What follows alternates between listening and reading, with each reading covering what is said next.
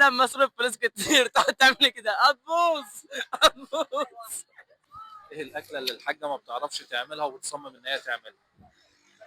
مكرونه بشاميل. مكرونه مش ما بتعرفش تعمل مكرونه بشاميل؟ بس نعمل. تقول لها ايه بقى؟ انت تنزلها. اكيد لا طبعا. لا لا لا لا لا لا يا عم عادي. لا لا عادي عادي. اقول لها انا نفسي اعمل منك مكرونه بشاميل عادي. لا انت قلت الحاجه بت ايه؟ انا كل ما اصرف فلوس كتير تقعد تعمل كده هتبوظ هتبوظ.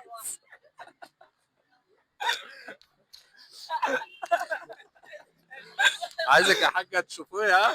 كل ما اصرف كل ما اجيب هدوم البنطلون عايز البس بنطلون عايز اجيب يعني مثلا عايز اجيب بنطلونين 3 4 فالبنطلون ب 550 جنيه مثلا.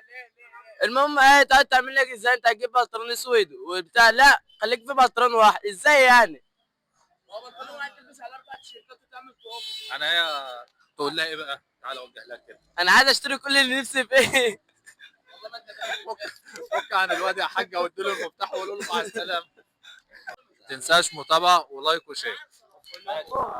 دايما انا بضحك وبهزر الكلام دوت ما هوش بجد. امي اجدع ام في الدنيا ربنا يخليها له ويكرمها لها يا رب.